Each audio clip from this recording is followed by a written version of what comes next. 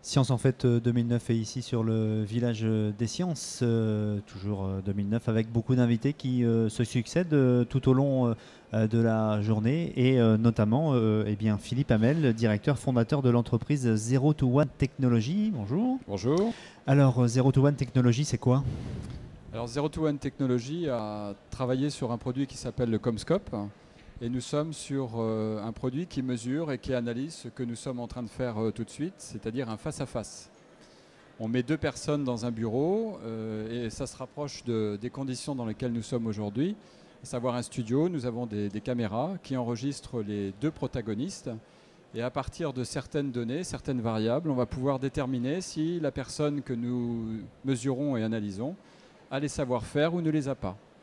Et derrière, ça ouvre des perspectives très importantes sur l'amélioration du face-à-face au niveau de l'individu. Alors est-ce que ça s'adresse à un public particulier? Alors le premier travail a été pensé pour les commerciaux, puisque la modélisation que nous avons entreprise est plus adaptée au métier de commercial. Mais derrière, nous avons beaucoup d'autres possibilités qui tournent quand même toujours autour du monde de l'entreprise. La réflexion, ça a été que notre système était très tourné vers l'écrit, c'est-à-dire qu'on apprend en général aux personnes à structurer leurs pensées par l'écrit. Ça, c'est la base de notre système, mais l'oral a toujours été mis de côté. Donc on a mis un peu de science, même beaucoup, dans quelque chose où il n'y en avait pas, puisqu'on fait partie sur la forme des sciences molles, mais en mettant en place des systèmes de mesure très fines, très pointus, on permet donc de mesurer l'individu, et une fois qu'on a l'individu, en additionnant les autres individus qui font partie d'un même groupe, on peut les comparer les uns par rapport aux autres. On fait de la cartographie et ça permet de donner des informations, une aide à la décision à des entreprises. D'accord. Le face-à-face, ça veut dire qu'il y a des choses, entre guillemets, qu'on peut voir sur ce qu'on la personne sait faire, sait moins faire, entre guillemets, les savoir-faire. Oui. Simplement, la complexité des données qu'on cherche à prendre sont importantes, donc on fonctionne beaucoup avec des empreintes, un peu comme, je dirais, les policiers. À partir d'un petit élément, on va pouvoir déterminer de manière très précise ce qui s'est passé.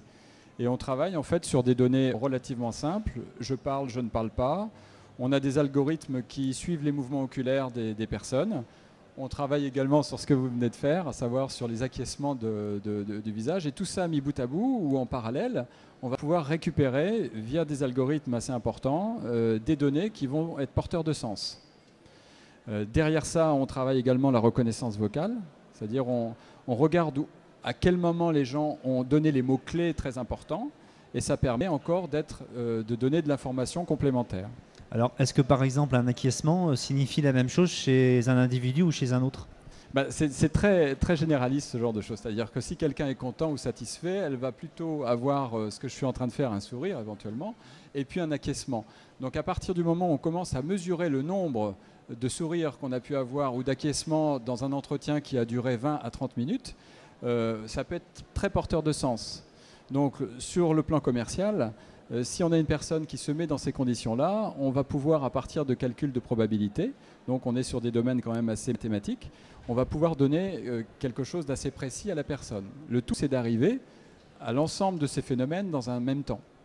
Alors j'imagine qu'une fois que vous avez toutes ces données, il y a une personne, quelqu'un qui les analyse et qui ensuite les retransmet, ce qui permet de s'améliorer, enfin, que la personne s'améliore. Oui, sauf que nos systèmes automatiques, donc l'avantage c'est qu'on prend, nos systèmes informatiques prennent tout ça en automatique, et vous avez derrière donc des systèmes qui vont encore simplifier la chose pour nous permettre d'aller à l'essentiel. D'accord. C'est-à-dire sur un rendez-vous qui va durer entre 20 et 30 minutes, on peut faire un débriefing qualitatif qui, en l'espace de 15 ou 20 minutes, va être très très puissant. C'est-à-dire on sait exactement où aller, même si vous n'avez pas participé à l'entretien. C'est-à-dire vous êtes formateur, vous, extérieur. Oui. Il y a eu un jeu de rôle qui s'est fait avec une personne. Vous êtes à l'extérieur, vous avez l'interface de notre système et vous allez pouvoir, en quelques minutes, comprendre comment fonctionne la personne. Est-ce qu'elle était dans un bon savoir-faire ou est-ce qu'elle était dans un mauvais savoir-faire ?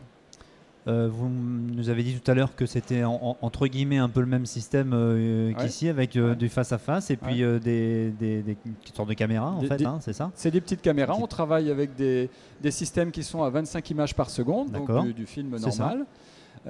Ça nous permet d'avoir, par exemple, lorsqu'on suit les mouvements oculaires, eh bien, on travaille sur 25 images par seconde. Et même si les mouvements oculaires nous échappent sur quelques images, sur une seconde, on a tellement d'images qu'on est également porteur de sens. Donc technologiquement parlant, c'est très fiable. Et ça permet de... Alors les caméras ne sont pas aussi visibles qu'ici. Ah, elles ne sont pas visibles, elles sont totalement invisibles. On ne voit rien du tout. Elles sont plus petites. Donc pour ne pas gêner je dirais la personne, le micro est également beaucoup plus petit. On travaille avec un micro casque que les personnes vont oublier au bout d'une minute. Et derrière, on va mettre les gens en fait dans ce qu'ils savent le mieux faire. Entre guillemets, c'est le plus caché possible pour que ça soit naturel, en fait. Naturel, oui. L'objectif, c'est de ne pas piéger les gens, c'est de les mettre dans leur savoir-faire. C'est-à-dire, on ne leur demande pas s'ils savent faire les choses, on regarde ce qu'ils font. Et à partir de ça, du concret, du réel, on met en place l'ensemble de nos mesures et l'analyse derrière est très fine et permet à la personne de prendre conscience de son fonctionnement.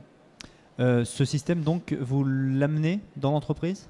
On l'amène dans l'entreprise, mais c'est un système qui n'est pas mobile. Donc on installe dans l'entreprise des studios, bureaux. D'accord. Et ça permet ensuite de mettre en place une formation. Ça permet de mettre en place ensuite du recrutement, parce que ça va apporter une aide à la décision très importante au niveau des personnes qui sont chargées de l'ensemble de ces fonctions. Un mot, vous venez de l'incubateur de Basse-Normandie, c'est important, c'est ça? Ça vous a permis aussi, vous, de monter ce projet, de le voir grandir et de le mettre à jour? Oui, absolument. On a fait nos 2 ans dans l'incubateur. Nous sommes rentrés dans l'incubateur en décembre 2005.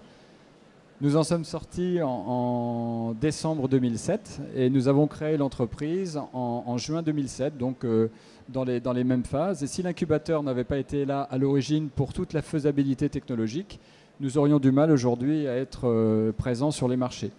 Donc l'incubateur de Basse-Normandie est essentiel dans le processus.